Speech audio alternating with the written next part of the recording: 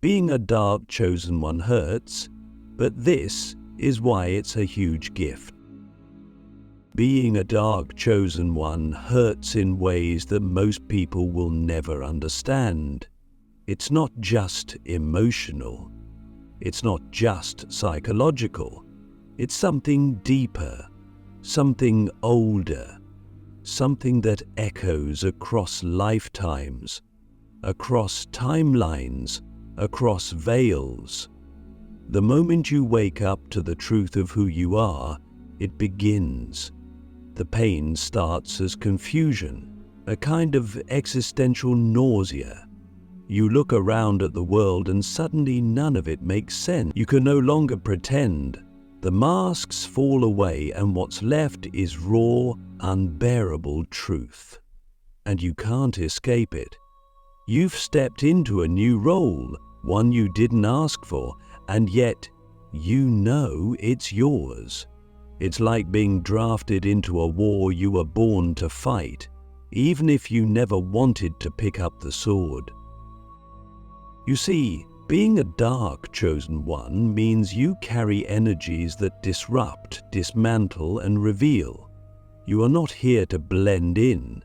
You are here to shake the very foundations of illusion, and that makes you dangerous.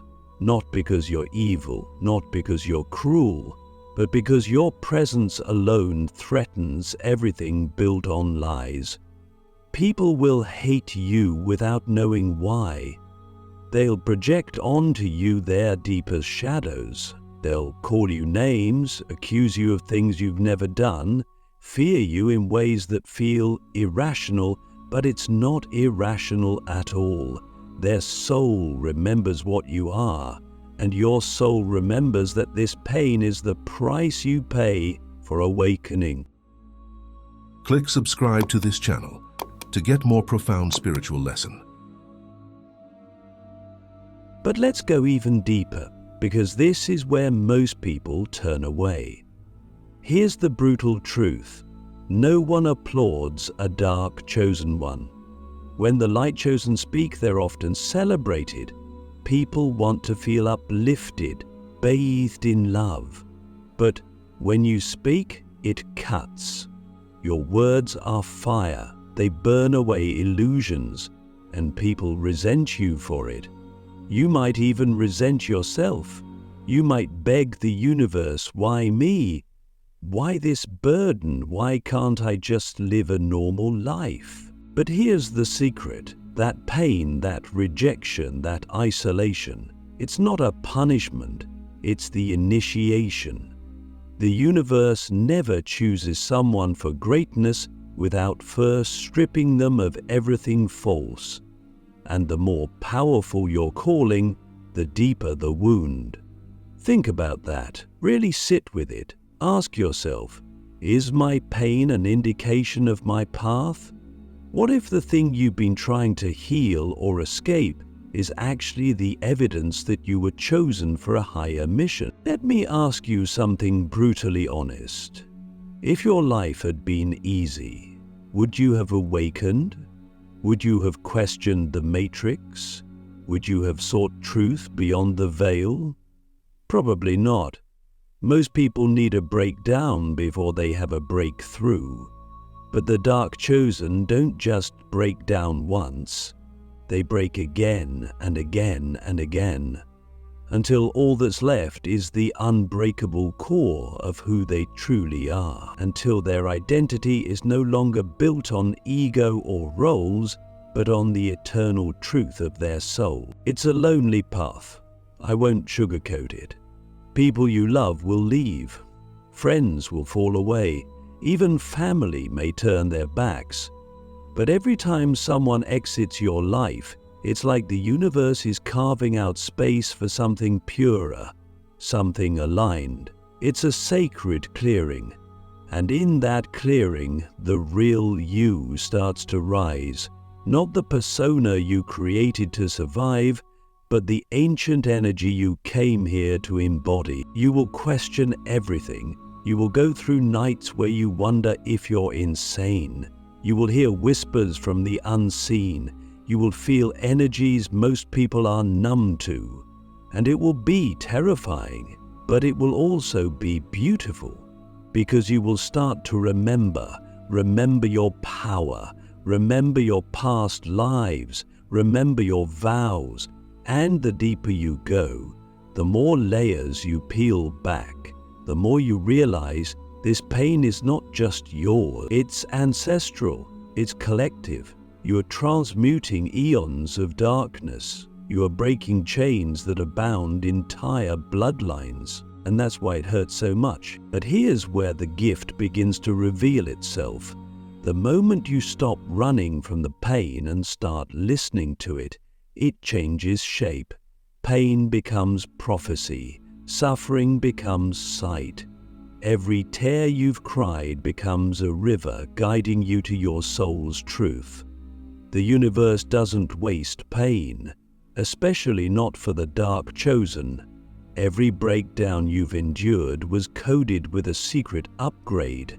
Every betrayal, every failure, every loss, it all stripped away your illusions so your soul could speak louder than your conditioning. And if you've made it this far, if you're still standing, even if you're trembling, then you're already embodying the gift.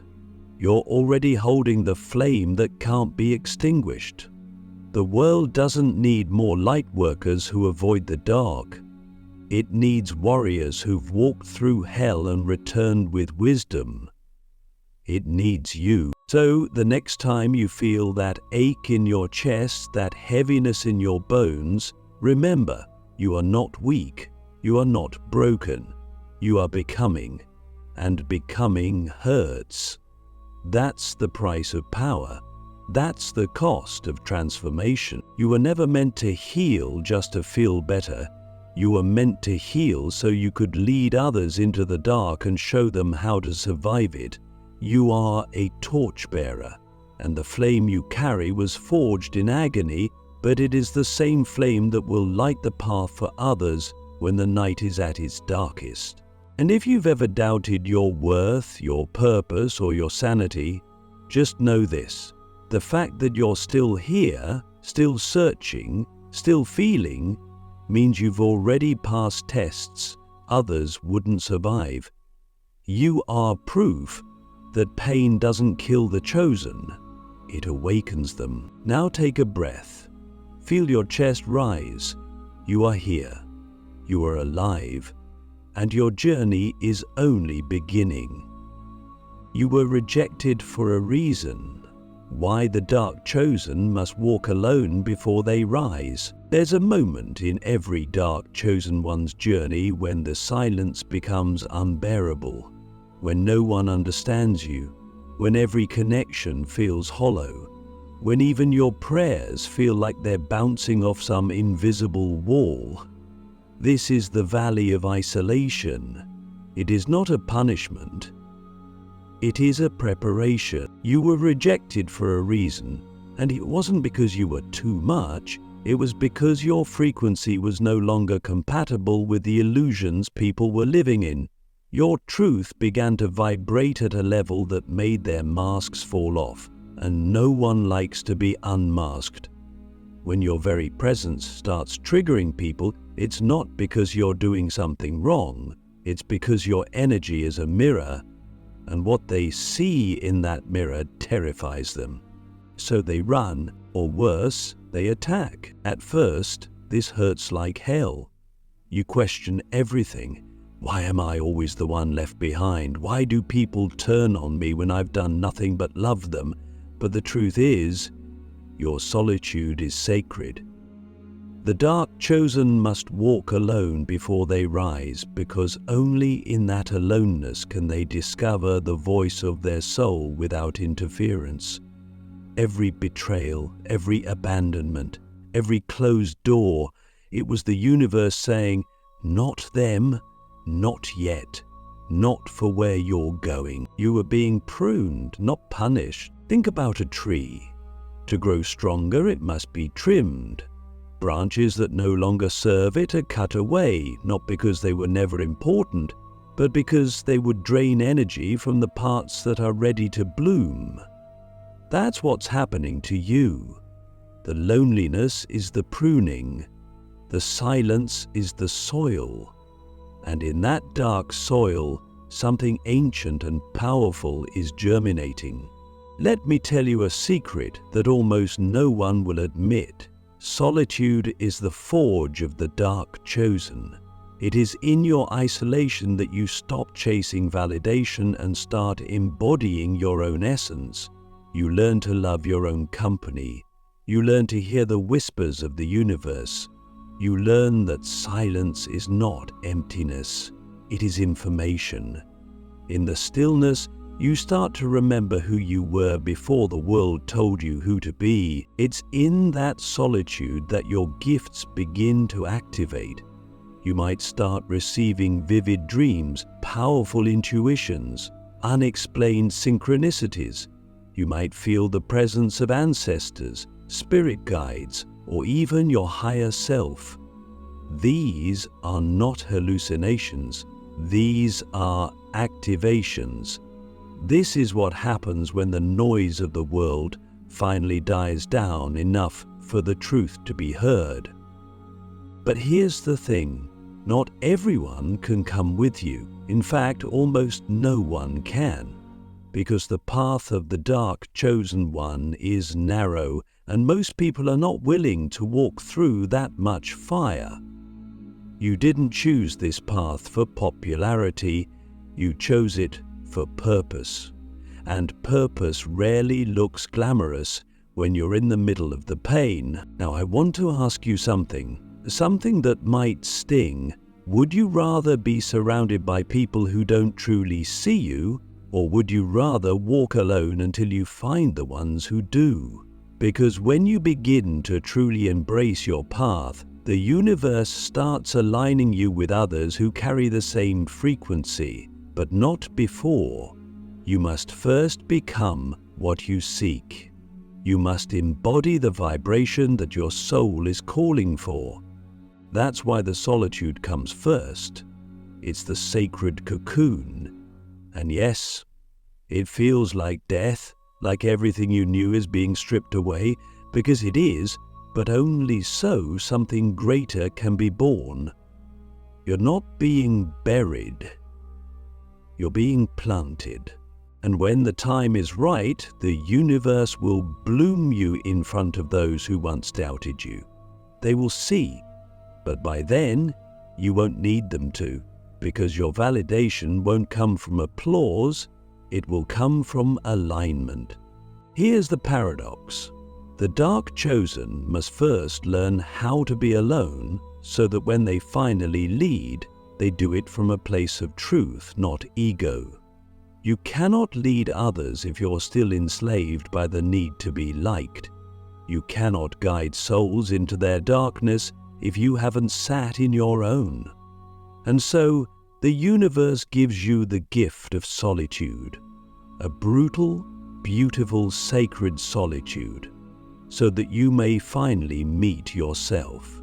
And when you do, when you finally stand in the full power of your being, you will realize that the rejections were redirections, that the pain was a portal, that the silence was a sacred initiation. You were never meant to be like the rest. That ache in your heart? That's destiny trying to pull you into the space where only the rarest souls can breathe. So take a moment right now, breathe in deeply, and ask yourself, what if the loneliness wasn't a void, but a womb?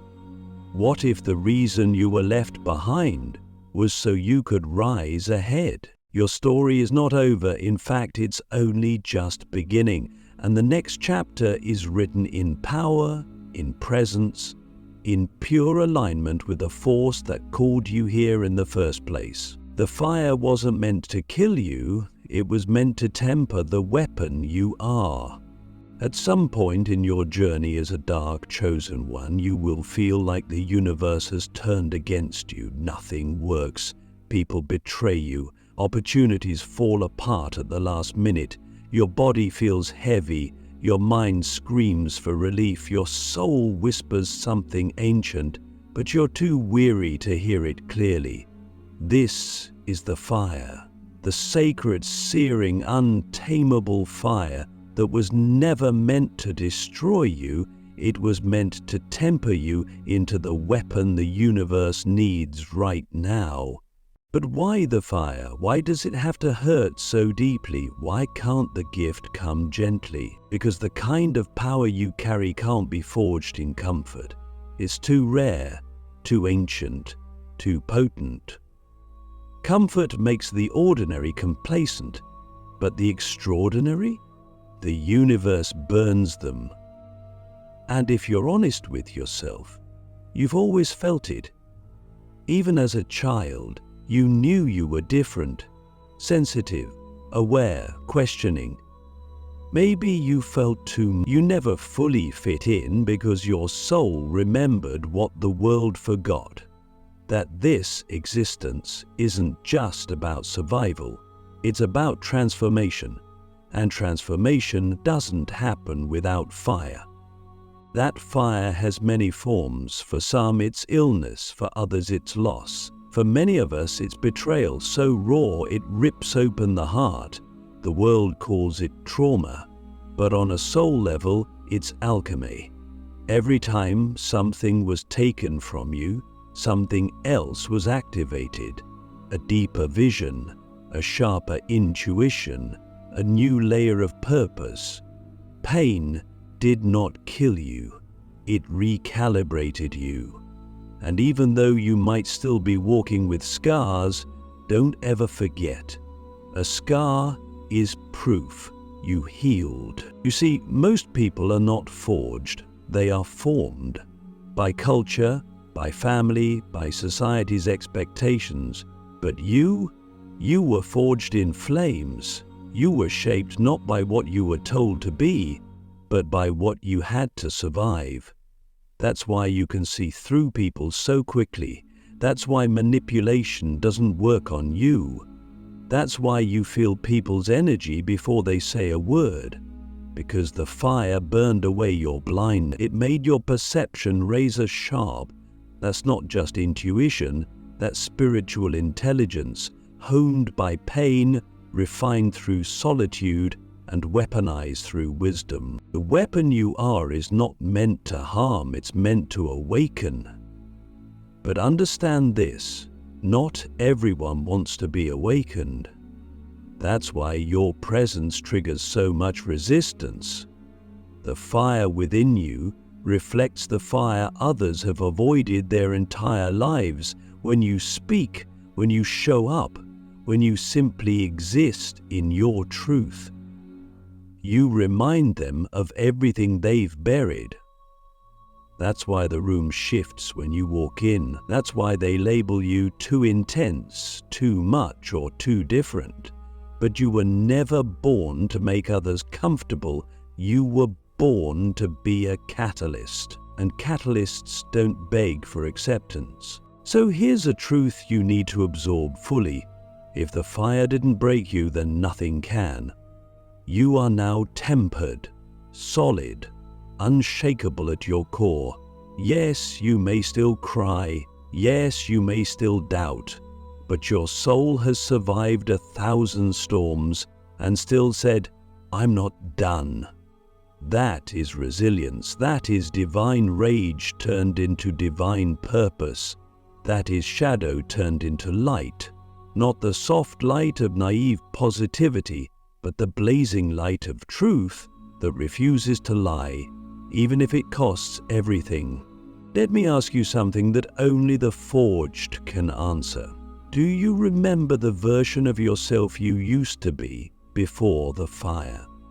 Before the betrayals, before the losses, before the nights where you screamed into a pillow or stared at the ceiling, wondering if any of this had meaning. That version of you was soft, and that softness had value, but it was not ready, it was not mature, it was not yet the weapon you are now. That version of you had to die, not because it was wrong, but because it wasn't strong enough to carry what's coming next. And what's coming next is your rise. Not a rise built on ego, not the kind of rise that shouts, "Look at me!" but the kind that silently changes the atmosphere. The kind of rise that others feel without needing words. A presence so anchored, so deep, so real, it pulls people back to their own soul. That is your power. And it only exists because you allowed the fire to transform you instead of destroy you. You are not what happened to you. You are what was revealed in you when everything else was stripped away. That is the gift. That is the secret. That is the unshakable truth of the dark chosen one. The fire wasn't the enemy. The fire was the proof that your soul could survive the impossible and still love anyway. The world will never see you the same because you are becoming the mirror they can't escape. By the time a dark, chosen one rises, the world doesn't recognize them anymore, and that's by design. You were never meant to be understood by those still asleep. You were meant to become something they can't ignore. Not because you shout louder than them, not because you fight harder, but because your very existence becomes a mirror so honest, so reflective, so spiritually raw that it strips the lies from every room you enter. People will project onto you their fears, their judgments, their confusion, because they see themselves in you, and for many that is unbearable. You are the mirror they can't escape. Not because you've chosen to be, but because your soul's vibration is truth in motion. You don't even have to speak. Your energy walks ahead of you. And when it touches someone not aligned with that frequency, they flinch, they turn away, they criticize. But deep down, they feel it. They feel something ancient, something beyond flesh, something divine. That's the burden. And that's the gift. You no longer get to move through life unnoticed. You no longer get to hide in the crowd. Once the fire has touched you, once solitude has trained you, once your wounds have transmuted into wisdom, you glow in a frequency that marks you. The universe stamps you as a beacon, and whether you want it or not, people begin to look to you for answers, for healing, for presence. They may not say it, they may even mock you, but on a soul level, they know what you are, and you'll feel the shift. Old conversations will no longer interest you. Shallow relationships will naturally fall away. You'll crave silence more than entertainment, truth more than approval, purpose more than peace. Because you're no longer playing the human game. You're remembering why you came here in the first place. Here's the hard truth most won't tell you. Not everyone will celebrate your rise. Some will resent it. They'll remember who you were before the awakening, and instead of honoring your evolution, they'll try to reduce you to who you used to be, because it's safer for them. Because if you've changed, that means change is possible, and if change is possible, then their excuses dissolve. You don't just threaten illusions, you expose comfort zones. But this is not your burden to carry. You are not here to prove yourself. You are here to be yourself, without apology and without compromise. So let them misunderstand you. Let them distance themselves. Let them whisper. Because the real ones, the ones whose souls were always meant to walk with you, they'll feel your vibration before they hear your voice, and they'll recognize you, not because of what you say, but because of what you've survived, because of what you radiate.